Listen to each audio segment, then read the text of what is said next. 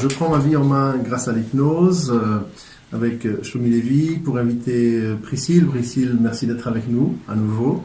Et alors, donc on parlait de vivre son rêve, de dépasser ses limites, d'être un peu un Moïse ou un Ulysse ou un Viking. Et puis, mais c'est vrai que les gens ont peur de vivre leurs rêves, les gens ont peur de sortir de leur petit chez-soi. Alors comment on fait? Comment on fait pour psychologiquement dépasser le facteur critique, la limite? Oui. Alors déjà, la première chose, c'est d'être authentique envers soi-même. Parce que souvent, on se dit non, mais ça va, oui, je vais très bien. On dit à tout le monde, je vais très bien. On se le dit même à soi-même. On se contente de ça. On décide juste d'être courageux, d'utiliser tout son courage et son énergie pour subir sa vie beaucoup plus de force. C'est comme ça qu'on finit en burn-out aussi. C'est parce qu'on se dit, voilà, moi, je vais essayer de vivre cette vie-là en souffrant le moins. Et donc, la première des choses, c'est authenticité envers soi-même. En vérité, comment tu te sens en vrai? En vérité, est-ce que tu es vraiment dans la vie que tu veux? Tu vois, la première chose que je dirais, c'est vérité sur soi, sur sa vie. Voilà, oser se regarder dans la glace, se mettre face à soi-même. Et du coup, pour ça, un secret, c'est prendre des temps de silence aussi.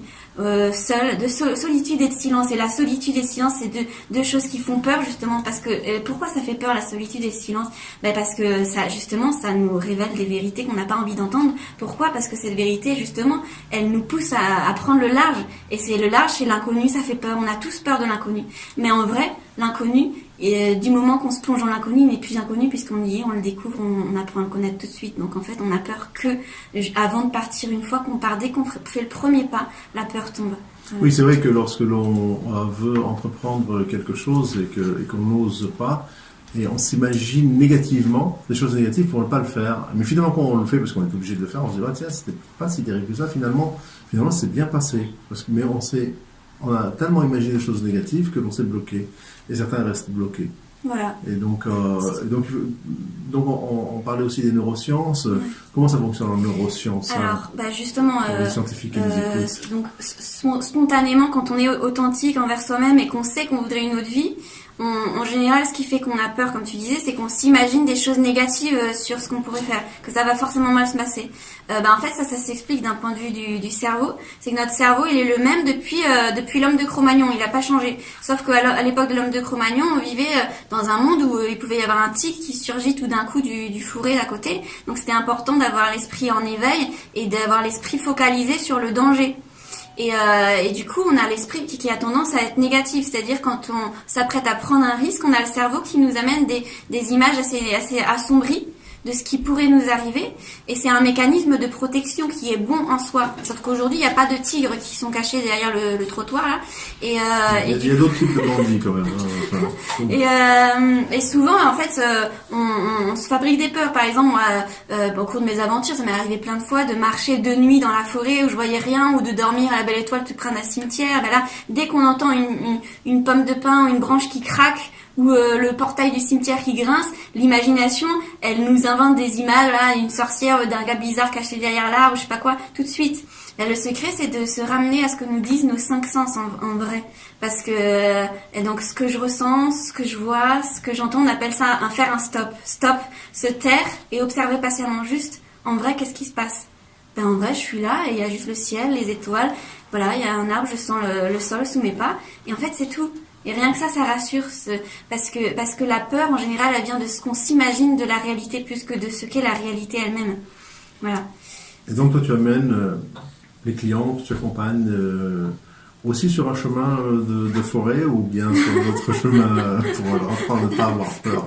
Alors, je ne pousse pas forcément mes clients à traverser l'Himalaya et à dormir dehors sous la neige, pas forcément. On peut être un aventurier du quotidien chaque jour, dans le sens oser chaque jour faire plein de belles choses qui ont beaucoup de sens, et même si ce sont des choses qui nous font peur, voilà. Et donc moi j'amène chaque personne à identifier sa peur et à prendre conscience que en fait quoi qu'il arrive, même le pire, souvent, en fait, elle y survivrait largement. Et ce qui fait qu'elle est paralysée par la peur, c'est parce qu'elle s'imagine que c'est vraiment dangereux, voire mortel. Et en fait, souvent, quand elle met des mots sur sa peur et sur le pire qui pourrait y arriver, mais même le pire n'est pas si pire que ça. Et en plus, même le pire, il y a tellement peu de chances que ça arrive. Voilà. Exactement, c'est ça, c'est tout le travail de l'imagination qui est un auto-saboteur en fait. On se sabote soi-même quelque part en imaginant le pire. Et donc, du point de vue de l'accompagnement, de quelle action on peut faire pour dépasser ces limites? Alors la peur, elle tombe dès qu'on pose une première action, dès qu'on dit je fais quelque chose. On reprend le contrôle de la situation parce que c'est ça, la panique, c'est la peur de la peur. On sent qu'on commence à avoir peur, qu'on est dans une situation où il y a du risque, et là on a peur de voir qu'on a peur et qu'on maîtrise plus. Et dès qu'on dit je fais quelque chose, même si c'est une action qui n'a pas forcément de rapport avec ce qui nous fait peur, avec le danger réel, ça fait tomber la peur. Par exemple, moi j'ai réussi à faire fuir un sanglier comme ça qui me courait après, tout simplement. En fait, donc le sanglier était là, il était à 2 mètres, il faisait nuit, moi j'étais dans mon sac de couchage et il courait, et il était là tout près, et en un quart de seconde j'ai eu le temps de penser à tout, à sortir mon couteau suisse, à courir. De toute façon j'étais coincée dans mon sac de couchage, ça servait à rien de courir, encore moins de sortir le couteau suisse, mais je me suis dit juste je vais faire quelque chose que je ferais si j'avais pas peur, et quelque chose de beau, quelque chose qui a du sens, quelque chose où je me sens moi. Et là je me suis tournée vers la beauté du paysage. Et je me suis laissée inspirer parce que toujours on est focus sur le danger, donc sur le sanglier, mais il y avait plein d'autres choses autour. Il y avait un paysage magnifique et il y avait les lumières des villages au loin. Et ça me rassurait. Et je me suis tournée vers ça s'est passé en un quart de seconde tout ça. Et je me suis mise à chanter de tout mon cœur, de toutes mes forces. Un chant magnifique. Et je crois que le sanglier, parce que les animaux ils sentent ce qu'on ressent, il a vu que j'avais plus peur, que j'avais confiance, que j'étais moi-même. Et en fait il n'y a rien de plus apeurant que quelqu'un qui n'a pas peur. Et le sanglier il a fait demi-tour mais direct, voilà. Alors voilà, on n'est pas tous poursuivis par des sangliers. Il n'y a pas des tirs sur les trottoirs derrière les réverbères, mais on a tous des choses qui nous font peur et sur lesquelles on a tendance à se focaliser. Et souvent, il suffit juste de faire quelque chose comme si on n'avait pas peur, et ça calme le mental, on reprend le contrôle et on réalise que finalement, tout va bien. Félicitations, c'est extraordinaire. Vraiment, et donc après ça, pour revenir sur un peu les anecdotes que tu as eues ou que tu as avec d'autres personnes, pour revenir dans un monde qui peut-être peut être plus concret pour nous qui sommes dans la ville et pas dans la forêt, qu'est-ce qu'on peut faire de plus dans notre vie de tous les jours pour nous faire sortir un peu de ces limites?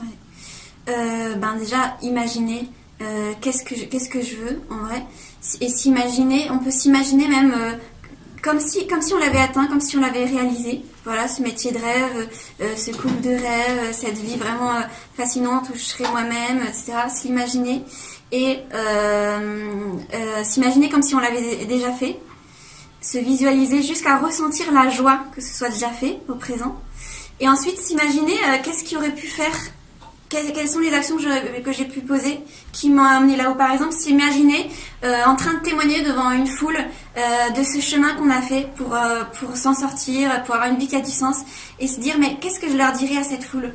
Qu'est-ce que je leur raconterais du cheminement, des actions que j'ai osé poser? Voilà, s'imaginer comme si je l'avais déjà fait, et se dire quel est le chemin que j'ai fait qui m'a amené là. Voilà, ça c'est une idée.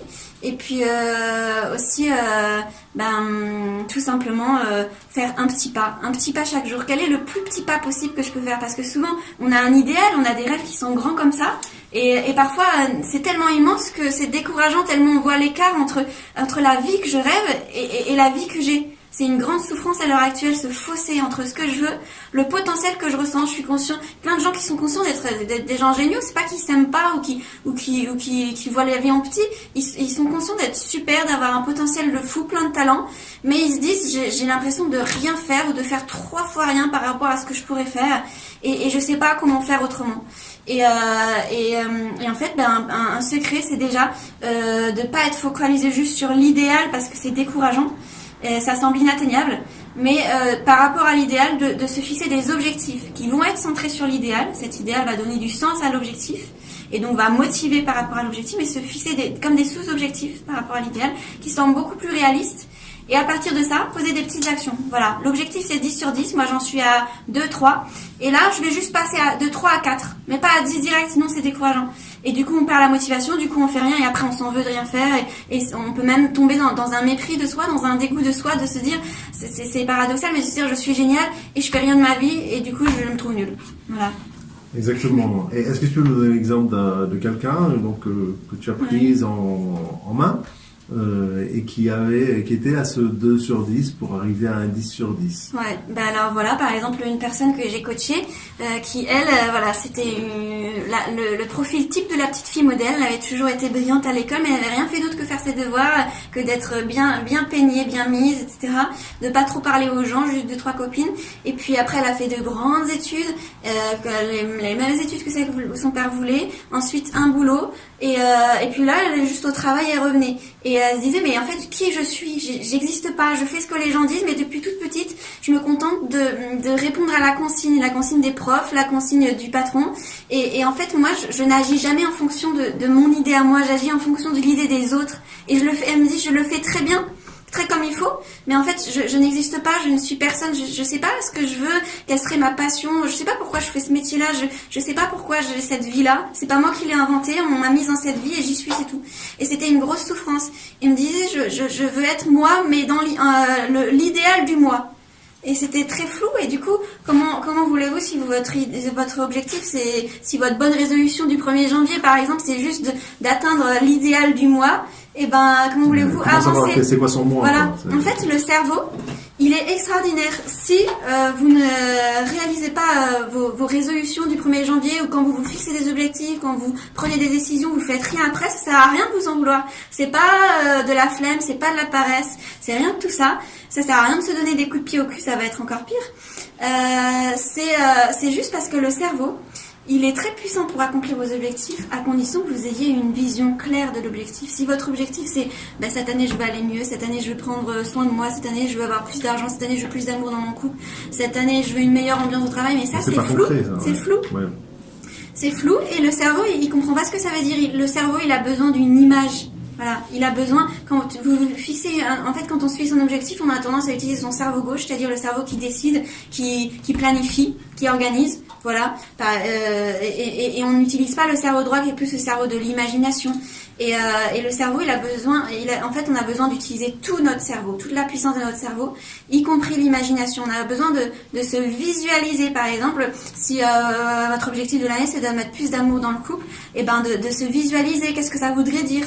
De rendre l'objectif plus précis, ça veut dire plus d'amour, ça veut dire plus de moments ensemble, plus de voyages, des projets ensemble, ça veut dire plus de tendresse, ça veut dire quoi concrètement?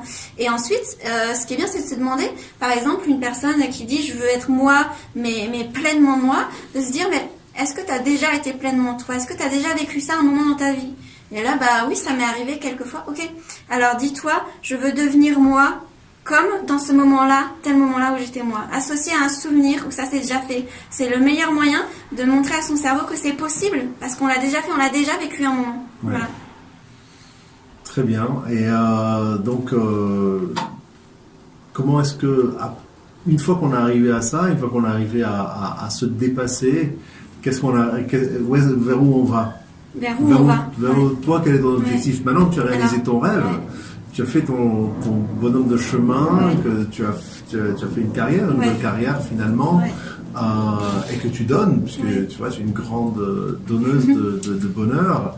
Est-ce que tu as un autre objectif? Bien sûr, on joue un peu au coach là. J'ai réalisé une tonne de rêves incroyables qui semblaient impossibles, une tonne, mais j'ai pas fini de réaliser mes rêves. Et je pense que c'est ça aussi ce qui fait qu'on a tendance à s'enfermer dans notre petit confort entre quatre murs et à pas sortir. C'est parce qu'on n'a pas envie d'avoir soif, on n'a pas envie d'être en quête. Mais l'homme est un être fondamentalement qui est en quête, qui est en recherche, qui est en marche. Et c'est ça la vie. La vie, c'est du mouvement. C'est du renouveau. On est fait de 70% d'eau. L'eau, si elle stagne, elle croupit. Voilà, on a besoin de mouvement. Et donc, c'est pas un problème d'avoir sans cesse des objectifs, de n'avoir jamais pleinement réussi. Le bonheur, c'est pas d'arriver au bout, c'est de marcher vers le bout et de se réjouir, de se sentir avancé. Et d'ailleurs, c'est intéressant parce que je crois que c'est Magellan, un explorateur. Il paraît qu'il a réalisé un de ses plus grands rêves qui lui semblait complètement impossible, d'aller en Amérique, traverser toute l'Atlantique. Il a réussi.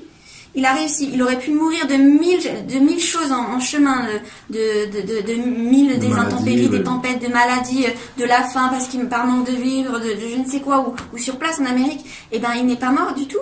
Mais par contre, il est mort sur le chemin du retour. Et il y a une théorie qui m'intéresse énormément pour expliquer ça. Qu'est-ce qui a pu faire qu'il meure sur le chemin du retour alors qu'il n'y avait aucune raison de mourir. Et il y a une théorie qui dit qu'en fait, il est mort parce qu'il avait accompli son plus grand rêve et il n'en avait plus d'autres après. Et ne plus avoir de rêve, c'est mourir. C'est mourir, exactement. Parce qu'en fait, on a besoin de renouveau. Voilà. On a besoin de renouveau, on a besoin de se renouveler à tout le temps. Et voilà, métro, dodo, etc. On meurt avec ce genre de vie, où, comme tu dis, on croupit comme de l'eau stagnante, et finalement, on stagne dans sa vie, et on n'est pas arrivé à se dépasser. Parce qu'on n'est pas là pour juste respirer comme une vache le ferait, quoi. Ben oui, alors moi je suis très heureuse. Souvent les gens disent mais comment tu fais? Et je suis heureuse parce que je suis comblée par la vie. Il y a toujours plein de choses qui me tombent du ciel. Ils disent mais comment tu fais pour que ça tombe du ciel? Mais déjà, c'est parce qu'en fait, je n'ai pas ces choses-là, mais je crois que je vais les avoir et ça vient. Alors que en fait c'est comme un verre qui est rempli, on peut plus le remplir. Et c'est pour ça, les gens ils ont peur du silence et de la solitude, mais en fait quand on est dans le silence et dans la solitude, on a une forme de vide qui permet d'être ouvert et d'être prêt à recevoir. Comment voulez-vous qu'on vous donne si vous voulez pas être en mode je reçois, c'est-à-dire si vous acceptez pas qu'il y a une part de vide en fait, de silence, solitude, écoute, etc.